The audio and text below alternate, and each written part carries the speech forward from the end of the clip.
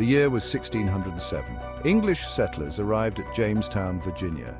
This marked the beginning of permanent English colonization in North America. The colonists faced immense challenges. Disease, starvation, and conflict with Native Americans were constant threats. The early years of Jamestown were marked by hardship and loss. Many colonists did not survive. The location of Jamestown presented difficulties. The settlers landed on a swampy peninsula. The land was difficult to farm. Clean water was scarce. Disease spread quickly through the colony. Despite the hardships, the colonists persevered. They learned to adapt to the environment. New supplies and colonists arrived from England. This helped strengthen the colony's chances of survival. The story of Jamestown is one of resilience. It highlights the immense challenges faced by early colonists. It also shows their determination to create a new life in this unfamiliar land. The relationship between the English colonists and the native Powhatan Confederacy was complex and often fraught with tension. From the moment the English settlers arrived in Virginia in 1607, they were met with suspicion and caution by the Powhatan people.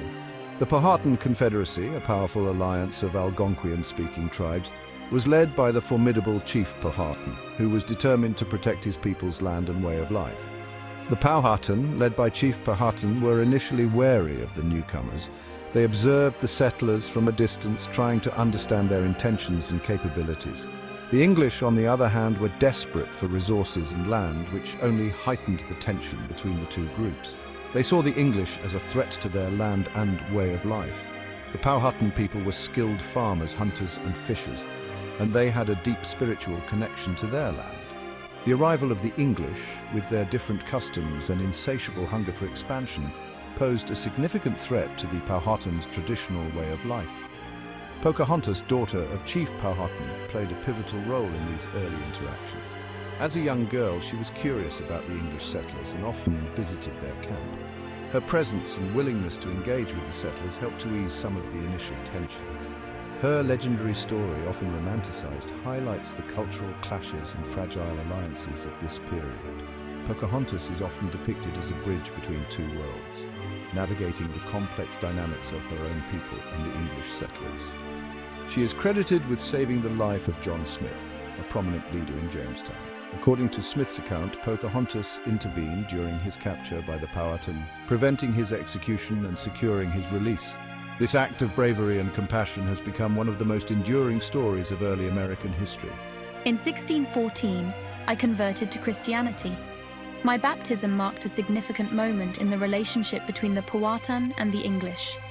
It was seen as a symbol of hope for peaceful coexistence and mutual understanding, and married John Rolfe, an English tobacco planter. Our marriage was not just a union of two individuals, but a strategic alliance aimed at fostering peace and cooperation between our peoples. This marriage brought a temporary peace between the colonists and the Powhatan Confederacy. It was a period of relative calm, where both sides could focus on building their communities and engaging in trade. It fostered trade and cultural exchange. The Powhatan provided the English with much-needed food and resources, while the English introduced new tools and technologies to the Powhatan. However, this peace proved to be short-lived. As more English settlers arrived and the demand for land grew, the fragile peace began to unravel. The English continued to encroach on Powhatan territory, leading to renewed hostilities. As the English colony expanded and encroached further upon Native American lands, tensions reignited.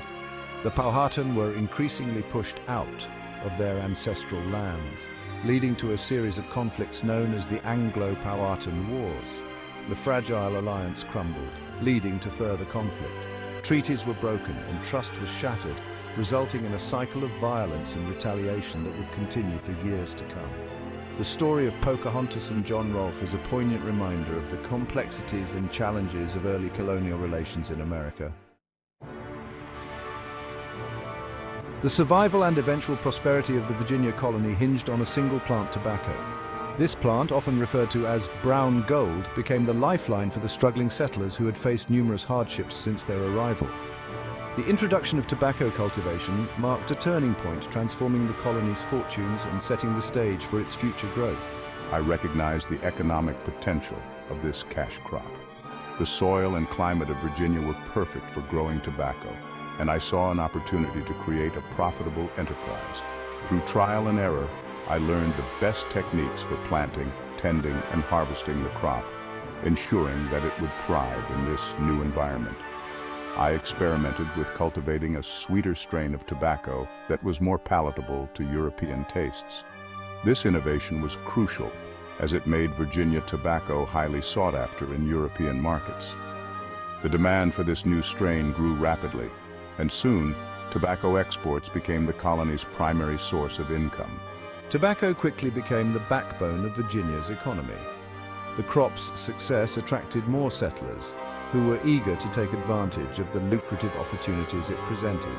As more land was cleared for tobacco cultivation, the colony's agricultural output increased exponentially. It fueled a demand for land and labor, driving the colony's expansion. The need for more land led to the displacement of Native American tribes as settlers encroached on their territories.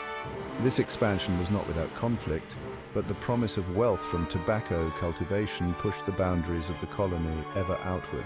Large plantations emerged along the James River, worked by indentured servants and increasingly enslaved Africans. The labor-intensive nature of tobacco farming required a substantial workforce, and the use of indentured servants and enslaved people became a cornerstone of the colony's agricultural system. The Virginia Company, a joint stock company that funded the colony's establishment, reaped the benefits of the tobacco boom. Investors saw significant returns on their investments, which encouraged further financial support for the colony. The success of tobacco farming solidified the company's influence and control over the region. The company encouraged further settlement and investment in Virginia, solidifying its role as an economic powerhouse in the emerging British Empire. Promotional materials and incentives were offered to attract new settlers, promising land and the potential for prosperity through tobacco cultivation. Tobacco's influence permeated all aspects of colonial life in Virginia. It was used as a form of currency, a means of trade, and a symbol of status and wealth. The crop's importance extended beyond the fields, shaping the colony's economy and social interactions. It shaped the colony's social structure, its labor systems, and its relationship with both England and the native populations. The reliance on tobacco farming led to the development of a rigid social hierarchy, with wealthy plantation owners at the top and laborers, both indentured and enslaved, at the bottom. The quest for this valuable commodity would have profound and lasting consequences. The drive to produce more tobacco led to environmental changes, social upheaval, and economic shifts that would shape the future of Virginia and the broader American colonies. The legacy of tobacco in Virginia is a testament to the crop's transformative power and its enduring impact on the region's history. The burgeoning tobacco economy in Virginia demanded a large labor force. The fertile lands of Virginia were perfect for growing tobacco, a crop that quickly became the colony's most lucrative export. However, cultivating and processing tobacco was labor-intensive, requiring a significant workforce to plant, tend, and harvest the crops. Initially, this need was met through indentured servitude. Indentured servants were often poor Europeans who sought a new life in the American colonies. They entered into contracts, agreeing to work for a set number of years, typically between 4 to 7, in exchange for passage across the Atlantic and the promise of land or money upon completion of their service. Indentured servants were individuals who agreed to work for a certain number of years in exchange for passage to the New World and the promise of land upon completing their term of service. These contracts were legally binding, and the servants were often subjected to harsh conditions and strict oversight by their masters. Despite the challenges, many saw it as an opportunity for a fresh start and a chance to own land in the New World. However, as the demand for labor grew and the availability of land dwindled, a darker system took root: African slavery. The transatlantic slave trade became a brutal and inhumane solution to the labor shortage. Africans were forcibly taken from their homelands, enduring the horrific Middle Passage, a journey marked by overcrowding, disease, and death. Those who survived were sold into a lifetime of bondage. The first Africans arrived in Virginia in 1619. This marked the beginning of a tragic chapter in American history. Initially, these Africans were treated as indentured servants, similar to their European counterparts. They worked alongside white indentured servants, toiling in the fields and performing various laborious tasks. They were initially treated as indentured servants. However, over time, the status of Africans in the colonies began to change. Economic pressures and racial prejudices led to a shift in how African laborers were perceived and treated. The promise of freedom and land that was extended to European indentured servants was increasingly denied to Africans. But the legal framework of chattel slavery, which defined enslaved Africans as property, gradually emerged, solidifying a brutal institution that would scar the nation for centuries. Laws were enacted that stripped Africans of their rights and humanity, reducing them to mere property that could be bought, sold and inherited. Slave codes were established, dictating every aspect of an enslaved person's life and ensuring their perpetual bondage. The shift from indentured servitude to slavery was a gradual process. It did not happen overnight, but was the result of a series of legal, economic and social changes that entrenched the institution of slavery in the American colonies. As the profitability of tobacco and other cash crops grew, so did the reliance on enslaved labor. It was driven by economic factors, racial prejudice, and the insatiable demand for labor on tobacco plantations. The economic benefits of slavery were undeniable for the colonial elite, who amassed great wealth at the expense of human suffering. Racial ideologies were constructed to justify the subjugation of Africans, portraying them as inferior and suited for enslavement. This transition marked a tragic turning point in colonial history, laying the foundation for a system of exploitation and oppression that would shape the future of the United States. The legacy of slavery would leave deep scars on the nation, influencing its social, economic, and political landscapes for generations to come.